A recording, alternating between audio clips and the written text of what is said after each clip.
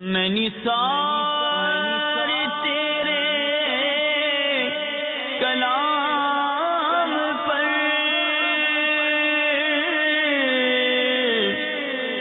ملیوں تو کس کو زبان نہیں، وہ سخن ہے جس میں سخن نہ ہو،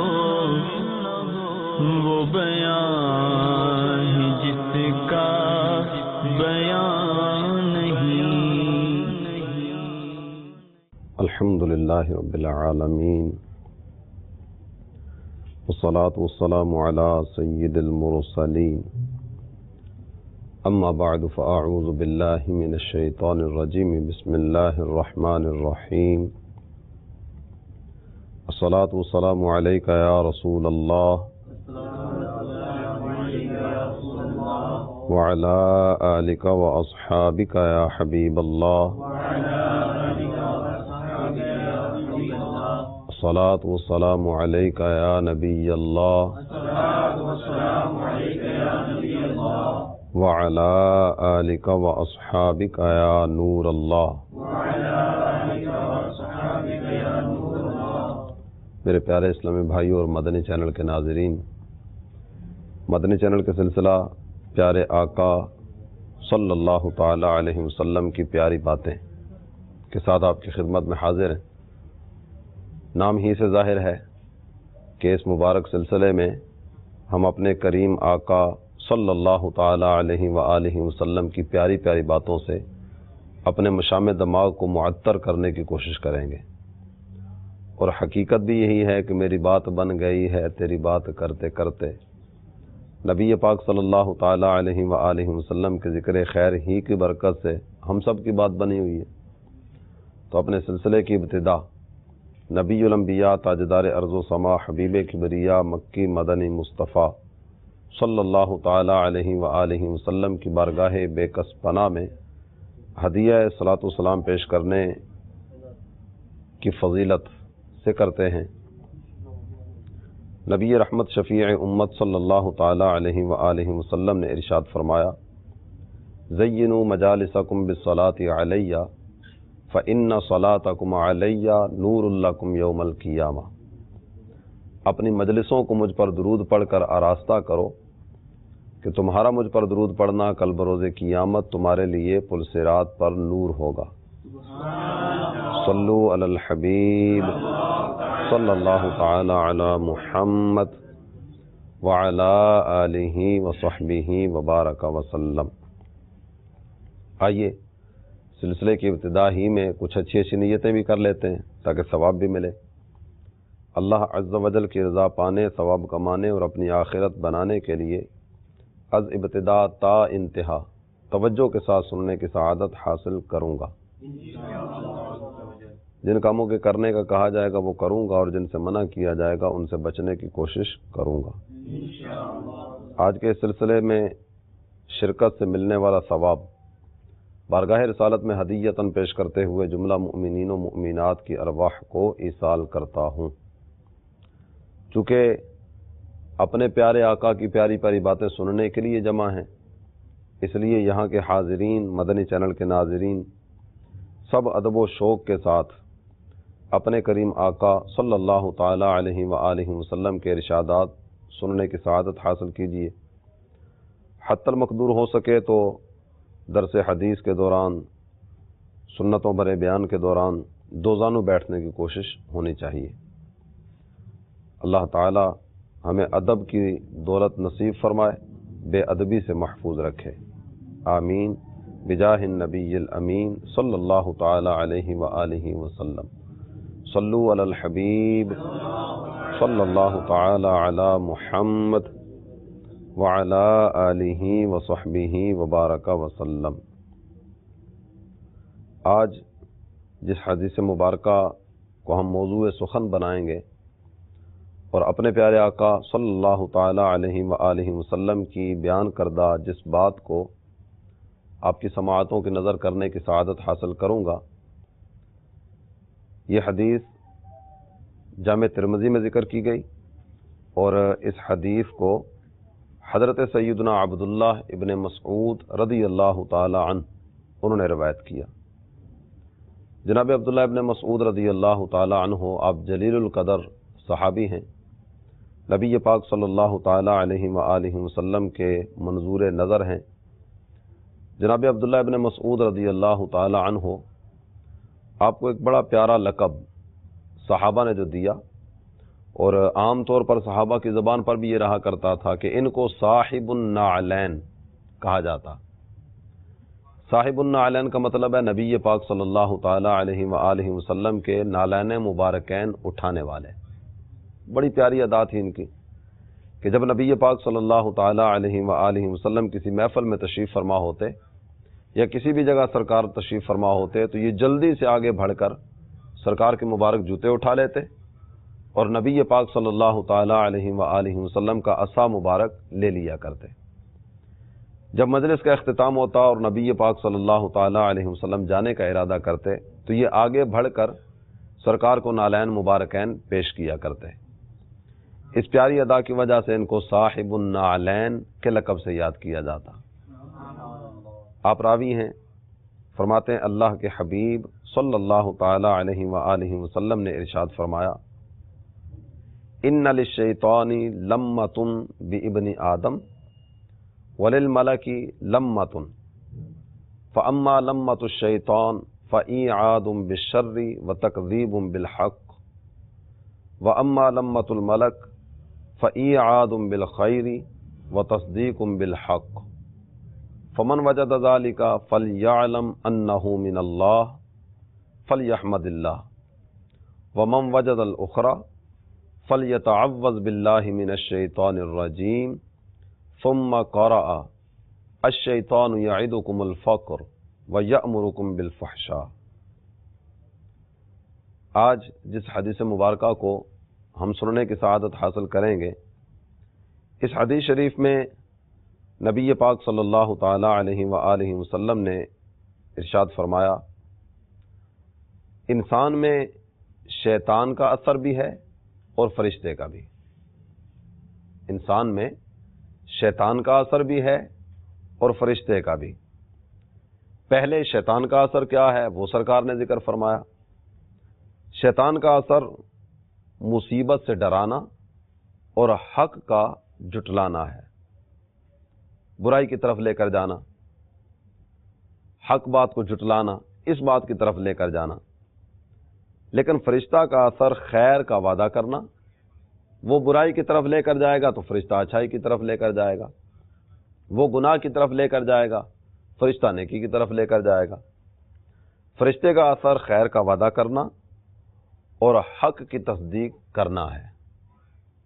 جو یہ آخری بات محسوس کرے اپنے دل میں، بعض اوقات ہم محسوس کرتے ہوں گے کہ اندر سے آواز آتی ہے برائی کو چھوڑ دے، بھلائی کی طرف آ جا۔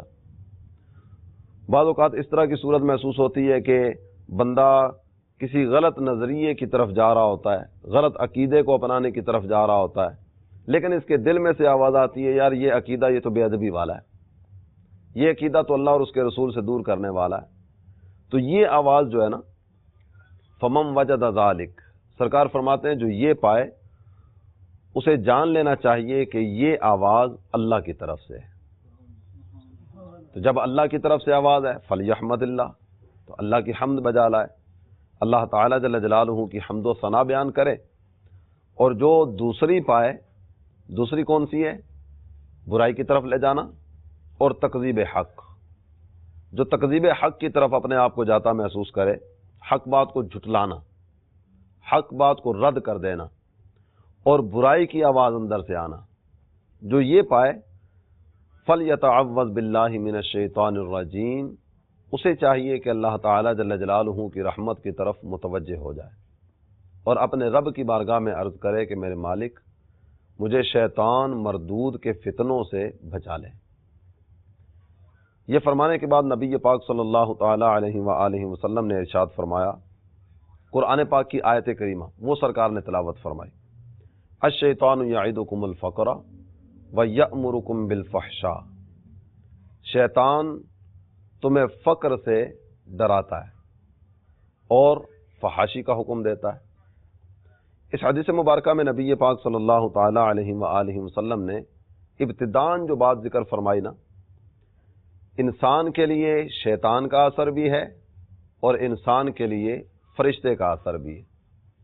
اللہ تعالی جل جلالہ کا کتنا فضل، کتنا کرم اور کس قدر عنایت ہے کہ ہمارے کریم رب نے ہماری حفاظت کے لیے فرشتے پیدا فرمائے، نفس و شیطان سے بچانے کے لیے، بھلائی کی طرف لے جانے کے لیے، نیکی کی راہ دکھانے کے لیے فرشتہ بھی ساتھ ساتھ ہے۔ اب بعض اوقات وہ اس طرح کے معاملات ہو جاتے ہیں کہ بندہ فرشتے کی آواز کی طرف توجہ نہیں دیتا اور شیطان کی آواز پر کان دھرنا شروع کر دیتا ہے۔ جب شیطان کی آواز پر یہ کان دھرنا شروع کر دے گا تو بار بار شیطان ہی کی آواز آئے گی، بار بار یہ برائی کی طرف ہی جائے گا، بار بار یہ نافرمانی کی طرف ہی جائے گا۔ تو یہاں یہ دونوں باتیں ذکر فرما دی گئی۔ کئی حضرات ہو سکتا ہے آپ نے بھی دیکھے ہوں کہ کسی چیز کے بارے میں انہوں نے کوئی عقیدہ بنا لیا، کوئی نظریہ اپنا لیا، اب ان کے اس باطل نظریے کے رد میں آپ آیت قرآنی بھی پڑھیں تو جواب کیا ملتا ہے؟ نہیں جناب میں نہیں مانتا۔ آپ قرآن کی آیت پڑھ رہے ہیں، نہیں، انکار کی طرف ہے۔ آپ حدیث شریف سنا رہے ہیں، پھر بھی انکار کی طرف ہے۔ درست بات سن کر بھی وہ انکار کرنے کی طرف نکلتا ہے۔ تو اس کام پر اسے مجبور کرنے والا اور اس کام کی طرف اسے لانے والا کون ہے؟ شیطان کا کام کیا بتایا گیا؟ فَإِعَادٌ بِالشَّرِّ وَتَكْذِيبٌ بِالْحَقِّ، برائی کی طرف لے کر جائے گا اور تکذیب حق کی طرف لے کر جائے گا۔ قرآن سن کر بندہ مومن کا انداز کیا ہونا چاہیے؟ اتباع کی طرف آئے، فرما برداری کی طرف آئے۔ کیا ایمان والا بھی اس چیز کا تصور کر سکتا ہے کہ میں قرآن سنوں اور قرآن سن کر قرآن جس چیز کا ذکر کر رہا ہے اس کے خلاف دوسری بات کی طرف نکل جاؤں؟ تو یہ تکذیب حق کی طرف اس کو لانے والا، یہ اس کا دشمن شیطان ہوا کرتا ہے۔ میرے پیارے اسلامی بھائی اور مدنی چینل کے ناظرین، ویسے دنیا میں تو ہم مختلف طرح کے لوگوں کو اپنا دشمن سمجھتے ہیں۔ بعض اوقات خونی رشتہ داروں میں دشمنیاں ہوتی ہیں، اڑوس پڑوس میں دشمنیاں ہوتی ہیں، ایک ہی باپ دادا کے اولاد آپس میں دشمن ہوا کرتے ہیں، ایک ہی چھت کے نیچے رہنے والوں کے دل ایک نہیں ہوتے۔ نہیں، اس طرح کی بہت ساری مثالیں ہمیں نظر آتی ہیں نا۔ یہ میرا دشمن ہے، فلاں سے میری دشمنی ہے، فلاں سے میری لگتی نہیں ہے، فلاں سے میری بنتی نہیں ہے۔ یہ تقریباً اس طرح کی آوازیں ہر طرف سے آتی ہی رہتی ہوں گی۔ لیکن اگر غور کیا جائے تو میرا اور آپ کا دشمن ہے کون؟ جس کو میں اپنا دشمن سمجھتا ہوں، کیا وہ میرا دشمن ہے بھی؟ میرا مسلمان بھائی ہے، وہ بھی اللہ کو ماننے والا، میں بھی اللہ کو ماننے والا، وہ بھی سرکار کا کلمہ پڑھنے والا، میں بھی سرکار کا کلمہ پڑھنے والا، وہ بھی قرآن کو ماننے والا، میں بھی قرآن کو ماننے والا، وہ بھی نبی پاک صلی اللہ تعالی علیہ وآلہ وسلم سے پیار کی بات کرنے والا، میں بھی سرکار کی غلامی کا دعویٰ کرنے والا۔ نہیں، ساری کی ساری چیزیں تو ایک ہی ہیں۔ اور ایک چیز ہے عقیدے میں خرابی کا آ جانا۔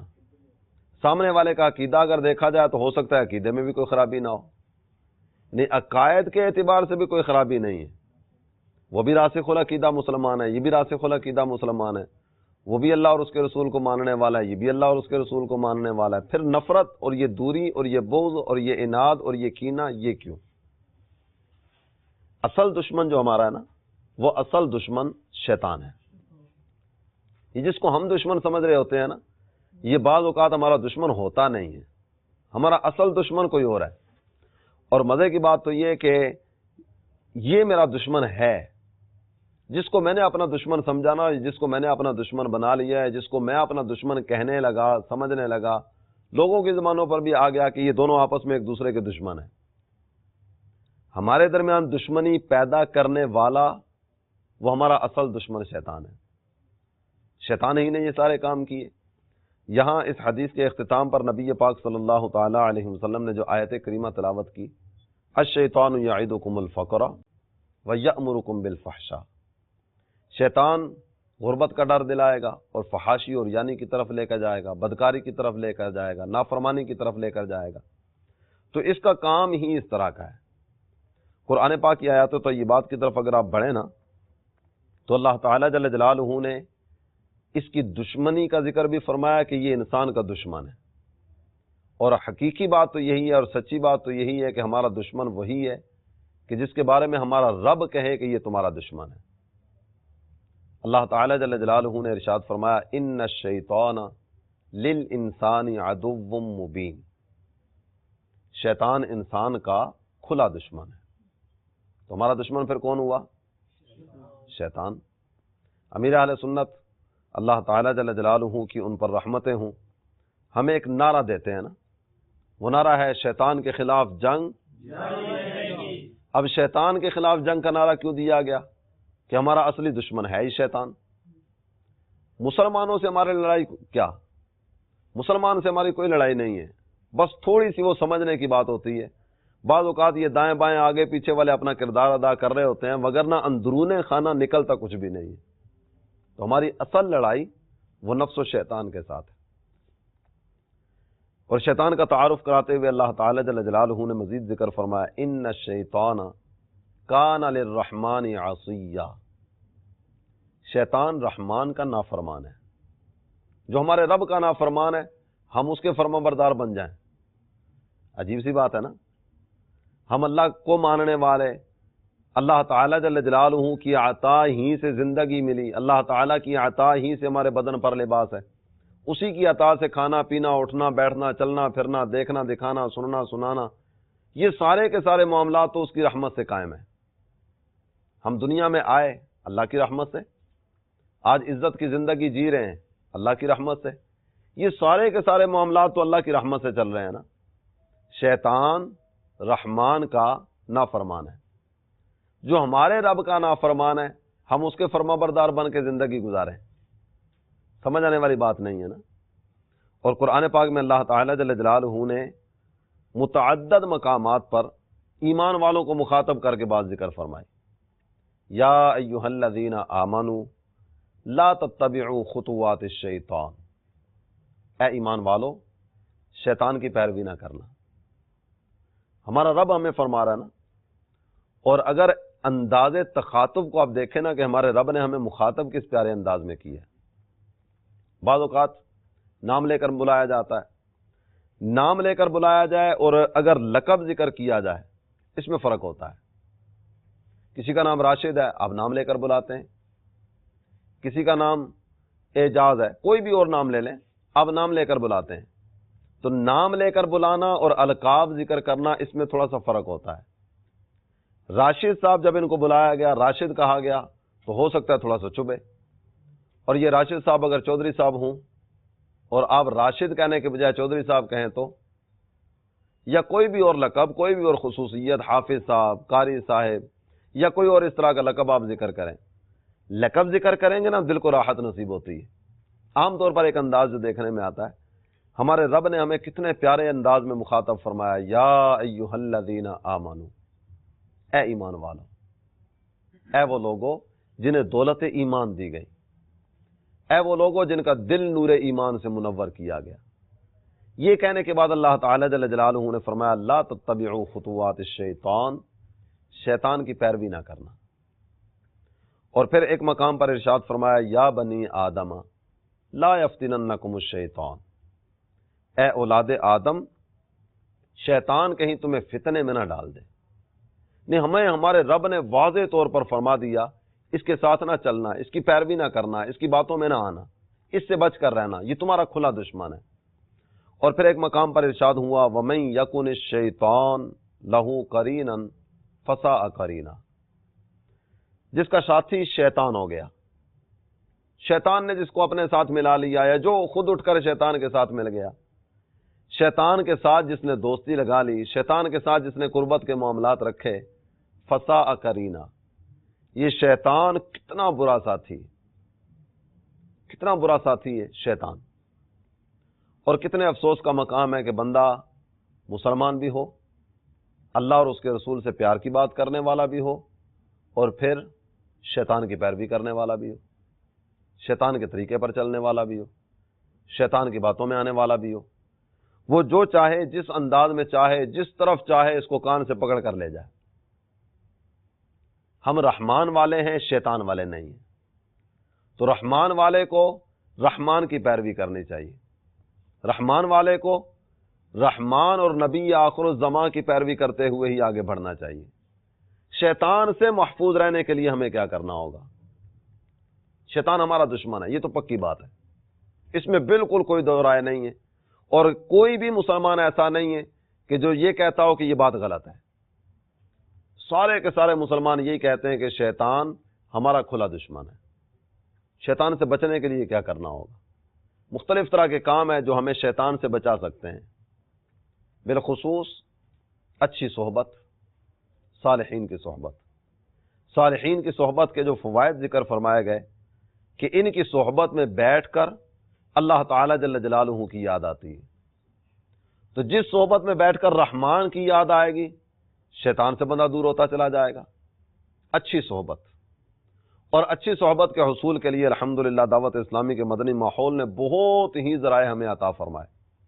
ہفتہ وار اجتماع اچھی صحبت حاصل کرنے کا ذریعہ ہے، مدنی قافلوں میں سفر اچھی صحبت حاصل کرنے کا ذریعہ ہے، مدنی انعامات پر عمل، اس کے طریقے سیکھنے کے لیے 12 روزہ مدنی کورس الحمدللہ دعوت اسلامی کے مدنی ماحول میں کروایا جاتا ہے، جس کی روحانیت اپنی مثال آپ ہے۔ یہ 12 روزہ مدنی کورس یہ الحمدللہ اچھی صحبت حاصل کرنے کا ذریعہ ہے، اور یہ جو 12 روزہ کورس کرنے کی سعادت حاصل کر لیتا ہے نا، وہ واقعی اس طرح کا اپنے آپ کو محسوس کرتا ہے کہ میں شیطان سے بچنے میں کسی حد تک کامیاب ہو گیا، شیطان سے بچنے کے ذرائع مجھے معلوم ہو گئے۔ اللہ تعالی ہمیں حقیقی معنی میں نفس و شیطان کی چکر بازیوں سے محفوظ رکھے، اور اللہ کرے کہ ہم اس سے بچ کر زندگی گزارنے والے بن جائیں۔ نبی پاک صلی اللہ تعالی علیہ وآلہ وسلم کا ایک اور فرمان جو شیطان کے ایک عمل کے بارے میں سرکار نے ذکر فرمایا، وہ بھی آپ کی خدمت میں پیش کرتا ہوں۔ اس حدیث کے راوی حضرت جابر رضی اللہ تعالی عنہ ہیں، فرماتے ہیں نبی رحمت شفیع امت صلی اللہ تعالی علیہ وآلہ وسلم نے ارشاد فرمایا، ان ابلیس یضع عرشہ علی الماء ثم یبعث سرایاہ یفتنون الناس۔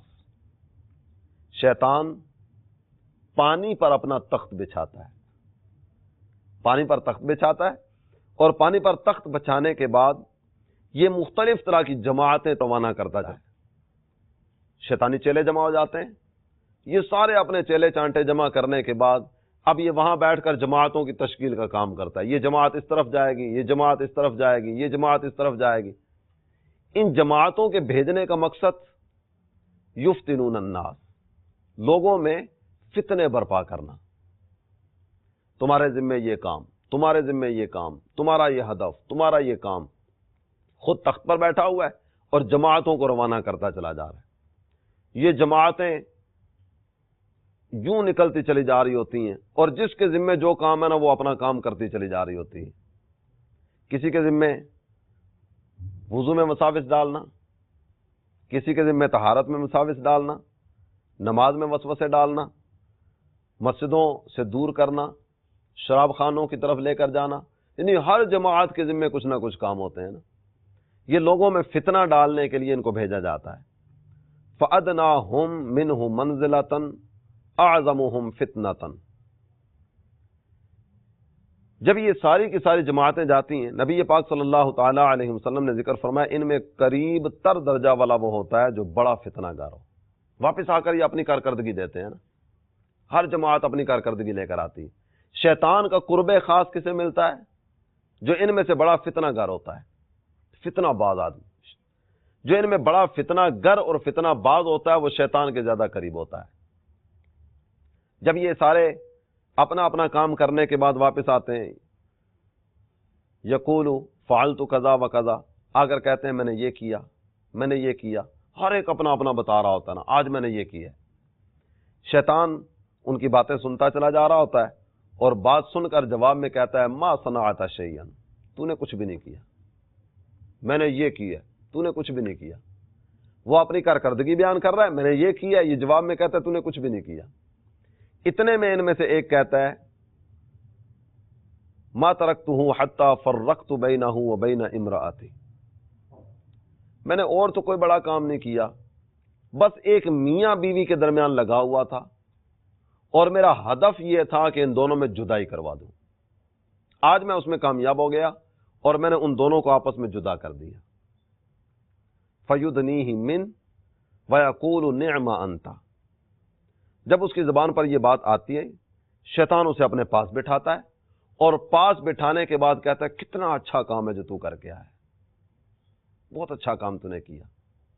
اس میں جو ایک بات ہمارے سامنے آتی ہے، مسلمانوں میں تفریق، خاص طور پر میاں بیوی میں جدائی کرنا، یہ ایک ایسا برا عمل ہے کہ جو شیطان کے ہاں بہت پسندیدہ ہے، شیطان کو بہت اچھا لگتا ہے، لیکن ہے انتہائی برا کام۔ جو کام شیطان کو برا لگے گا وہ رحمان کے ہاں برا کیسے ہوگا؟ جو یہاں برا ہے وہ وہاں اچھا ہے، جو یہاں اچھا ہے وہ وہاں برا ہے، کیونکہ شیطان اللہ تعالیٰ جل جلالہ کا ایسا نافرمان ہے کہ کوئی بھی ایسا کام کرنے کی طرف بندے کو نہیں آنے دے گا جو اللہ تعالیٰ جل جلالہ کی اطاعت و فرما برداری والا ہو۔ شیطان اپنے اسی انداز سے لے کر چلے گا، اسی انداز سے کام کو لے کر آگے بڑھے گا۔ کتنے برے ہیں وہ افراد جن کا کام ادھر کی ادھر لگانا اور ادھر کی ادھر لگانا، لگائی بجائی جسے ہم اپنے انداز میں کہتے ہیں، جو اسی کام کو لے کر چل رہے ہوتے ہیں۔ دیکھا ہے فلاں تمہارے بارے میں یہ کہتا ہے، فلاں نے یہ کہا ہے، فلاں نے وہ کہا ہے، اور یوں کر کر آ کے دلوں میں دوریوں کا سامان کرتے ہیں، ایک دوسرے کو دور کرنے کا کام کرتے ہیں، اور یوں کرتے کرتے کرتے کرتے یہ بات کو بڑھاتے بڑھاتے فتنے کا ایسا ماحول بناتے ہیں کہ بندہ بہت دور نکل جاتا ہے۔ اللہ تعالی ہمیں نفس و شیطان کی چکر بازیوں سے بچائے۔ قرآن پاک کی ایک آیت کریمہ کا کچھ حصہ آپ کی خدمت میں عرض کرتا ہوں، اپنے سلسلے کا وقت بھی اپنے اختتام کی طرف پہنچ رہا ہے۔ وقال الشیطان لما قضی الامر، جب فیصلہ کر دیا جائے گا قیامت کے دن، جنتی جنت کی طرف جا رہے ہیں، جہنمی جہنم کی طرف جا رہے ہیں، شیطان کہے گا ان اللہ وعدکم وعد الحق ووعدتکم فاخلفتکم، سنو ایک وعدہ تمہارے رب نے تمہیں دیا تھا اور ایک وعدہ میری طرف سے تھا۔ تمہارے رب نے تمہیں جنت کا وعدہ دیا، تمہارا رب تمہیں اپنی رضا کی طرف بلاتا رہا، تمہارے رب نے تمہیں اپنی رحمت کی طرف دعوت دی، اور میں تمہیں نافرمانی کی دلدل میں دھکیلنا چاہتا تھا۔ لوگوں کی زبان پر مختلف طرح کے جملے آتے ہیں نا، یہ کام کیوں کیا ہے؟ شیطان نے کروایا۔ یہ کام کیوں کیا ہے؟ یار میں کرنا نہیں چاہتا تھا، شیطان نے کروا دیا۔ شیطان اس دن کہے گا ما کان لی علیکم من سلطان الا ان دعوتکم فاستجبتم لی۔ آج تم کہتے ہو نا شیطان کی وجہ سے میں نے یہ کیا، یہ بتاؤ کوئی ایسا کام جو میں نے تم سے زبردستی کروایا، ڈنڈے کے زور پر، زور زبردستی سے، کان سے پکڑ کر، یہ کام تمہیں کرنا ہی پڑے گا، کوئی ایسا کام نہیں تھا۔ ہاں اتنا ہوا کہ میں نے تمہارے دل میں خیال ڈالا، تم پہلے کرنے کے لیے تیار تھے، میں نے تو صرف وسوسہ تمہارے دل میں ڈالا تھا، اور تمہارے دل میں ایک بات ڈالی تھی اور تم خود ہی دوڑ پڑے، زبردستی تو میں نے کچھ بھی نہیں کروایا۔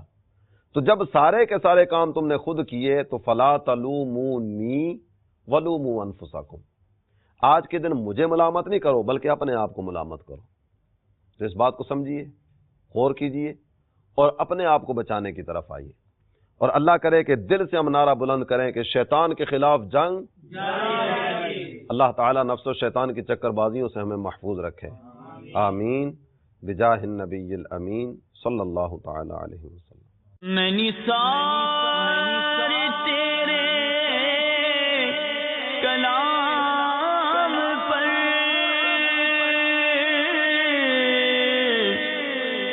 ملیوں تو کس کو زبان نہیں، وہ سخن ہے جس میں سخن نہ ہو، وہ بیان